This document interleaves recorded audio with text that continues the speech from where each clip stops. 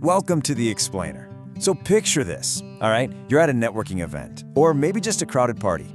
Someone walks right up to you. They've got this big, warm smile on their face. They greet you by your name, tell you how absolutely thrilled they are to see you, and your mind goes completely, utterly blank. You have literally no clue who they are. Seriously, have you ever just instantly forgotten a name? Let's say this hypothetical person standing in front of you is a guy named Marcus. Have you ever felt your face turn beet red in this exact situation while you frantically search the archives of your brain for Marcus, right? If you're nodding right now, I promise you, you are definitely not alone. We've all been there. Okay, let's dive into this. Section 1, that awkward blank stare. So why does this very common, very human moment feel so incredibly terrible for everyone involved? Well, it's because names carry serious weight, you know? Forgetting them instantly creates this deeply uncomfortable dynamic between you and our new friend, Marcus. Neuropsychologist Dr. Sanam Hafiz puts it perfectly. She explains, forgetting a name sends a silent message that the person wasn't worth remembering. Being forgotten can feel like a small but real rejection. Think about it. Most people tie their name directly to their sense of identity.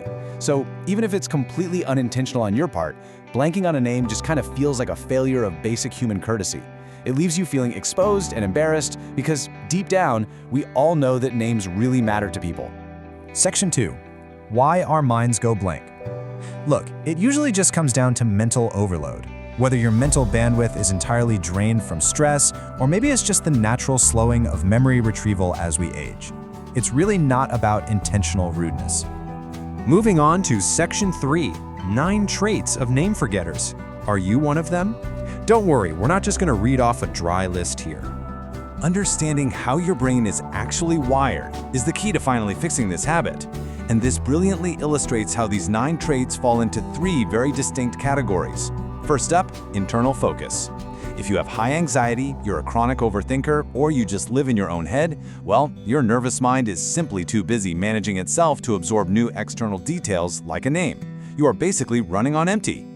Then shift gears to external overload. If you're easily distracted, easily overstimulated by a loud, busy networking environment, or if you're an introvert whose energy just gets zapped in social settings, you just have way less mental capacity left to retain new information. The sheer sensory overload blocks the name from ever sticking. Finally, we have cognitive styles, which we're actually going to look at a bit closer right now. Now, what's really interesting here is the contrast in our cognitive styles. On one hand, sure, your name forgetting might stem from a negative trait, like poor active listening habits. You hear people talking, but you aren't truly listening, right? And capturing a name requires real active attention. But, on the other hand, look at the positive trait here, being empathetically driven. You might actually be missing names because you have incredibly high emotional intelligence. You're so deeply focused on reading Marcus's vibe, his emotions, and his energy that the actual phonetic sound of his name just gets skipped over entirely. How crazy is that?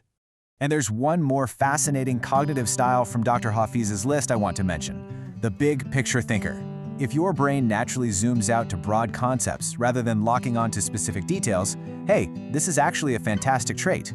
It's exactly the kind of high-level thinking that might help you climb the career ladder and solve major problems. But the pitfall? Specific, granular details, like the name of the new person you literally just shook hands with, will evaporate before the handshake is even over. Your mind is simply wired to prioritize big ideas over specific names. Section 4, when to seek medical help. Now, as we mentioned earlier, a slowing of memory retrieval is a completely normal part of getting older. However, if you or a loved one are experiencing frequent and worsening name forgetting, especially when it's paired with other memory issues, it's really important to pay attention. Dr. Hafiz notes that this combination can sometimes be an early sign of cognitive decline or neurological conditions like dementia. If you notice these signs, the absolute best course of action is just to consult a primary care physician for a proper evaluation. Section 5, 3 tricks to remember names. So the crucial point is, how do we actually fix this everyday anxiety? Well, Dr. Hafiz provides an empowering toolkit of highly effective, actionable strategies. Let's walk through the perfect social interaction using these exact steps. Step 1, the very moment Marcus introduces himself, you immediately say out loud, "Nice to meet you, Marcus."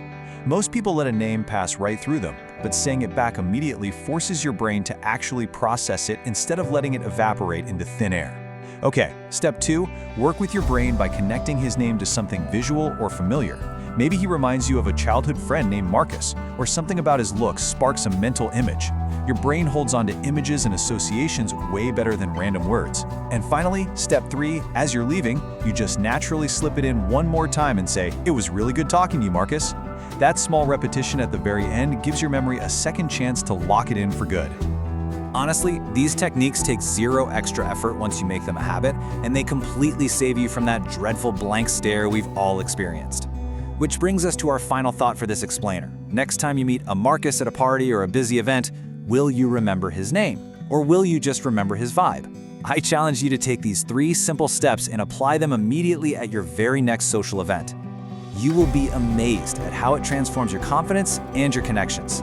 Thanks so much for joining me for this explainer, and keep learning.